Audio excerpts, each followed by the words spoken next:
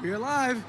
Welcome back to New York Comic Con. We are here on the SYFY WIRE live stage. My name is Mike Avila, and I am here with the cast and the filmmakers behind Alita Battle Angel, which is opening February 14th, 2019. Here to my left, I almost forgot what side this is, Rosa Salazar. Hi. Alita. Keean Johnson. Hey, how's it going? Director Robert Rodriguez. Producer Jon Landau. Nice, I like it. I like the sound effects. You're welcome. Okay. This film, a tremendous story, incredibly popular, based on the classic manga. It's also a movie that is using some groundbreaking technology to tell this story that has a lot of female empowerment behind it.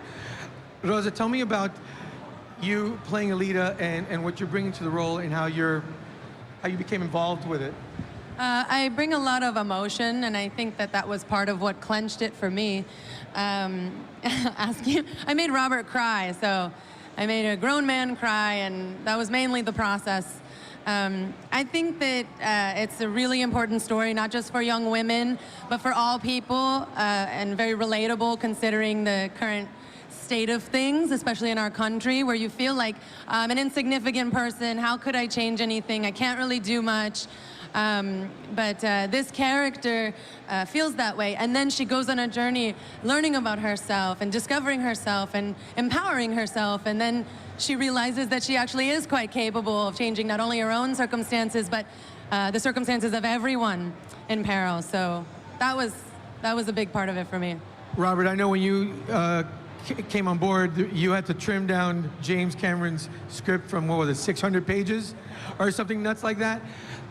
You got the script down to what you wanted to put on film, and then you guys started talking about all the groundbreaking technology to bring this story to life.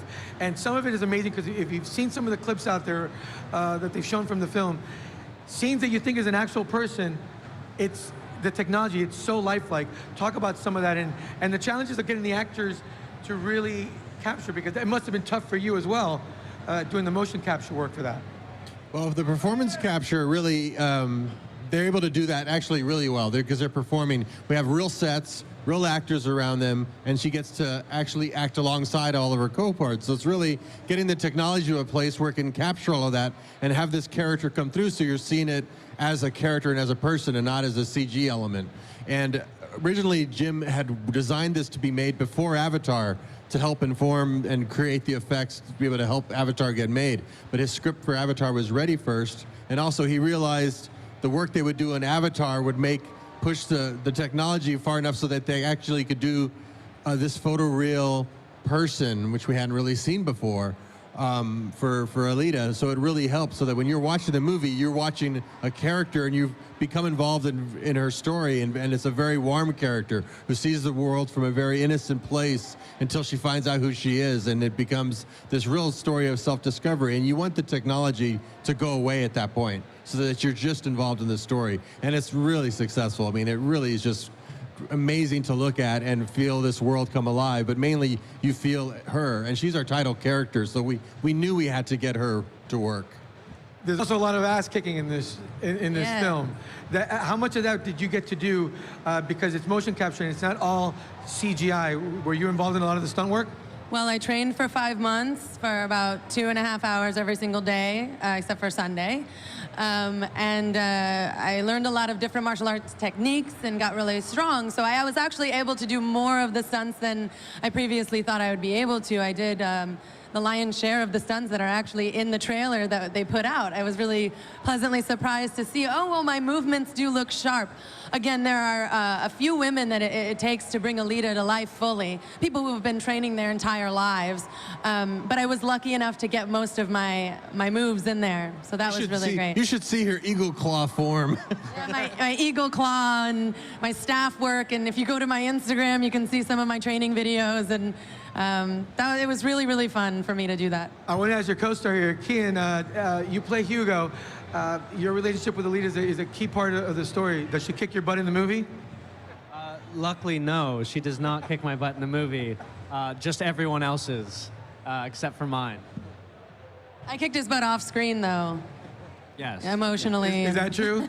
Did she beat you down? Look, I signed a lot of papers. I'm sworn to secrecy. That's right. That's right. Jon, talk about shepherding this project and help bring it. It's been going on for a long time, and it shows a real commitment to really get it through and get it to the finish line. How happy are you to see you guys so close? I assume you guys are close to being finished, right? We are very close to being finished, and we found the project, Jim Cameron and myself, Guillermo del Toro introduced us to it in 1999, and we earmarked this as a film for Jim to direct, but Avatar got in the way of that. And then we needed to find a director that we could entrust with our little girl. And that's how we really view Alita, as somebody that we wanted to parent together and bring her up. And what I'm so excited about is not that we're done with it, but that we finally get to share the movie. And you know, we're gonna be showing material later today, and you'll get a sense of the incredible performances, not just from these two, but from Christoph Waltz, Jennifer Connelly, and Ed Skrein, and Oscar winners all over this cast. Mahershala Ali. Multiple and then the Oscar action winners. at a whole different level that, you know, Robert said, I'm gonna make this feel like a Jim Cameron movie. He said, I did Sin City like a Frank Miller movie. This is gonna be a Jim Cameron, and he delivered. Okay, we're running out of time here, but I want to play our random game called Roll for Question. Roll that dice. We're going to answer the question that's on the number. 9. 9. Okay, what do we got? 6. We've got, which radioactive animal would you want to be bitten by to gain their powers? Shark. Shark. Hesitate. Although there might not be much of me left to do anything. Keean? La mano. I don't know what doesn't hurt that much. What's not as bad No as a pain, shark? no gain, my friend. The bite gives you the powers. I don't know, probably like a cool, maybe a good spider. No, wait, that's been done before. Yeah, Marvel's got a problem with that. No. Like a gerbil or something. Like a good nibble from a gerbil. Jon, you got to do better than a gerbil. I'd pick a bird so I could fly and go. So an eagle. Oh, very nice, very nice.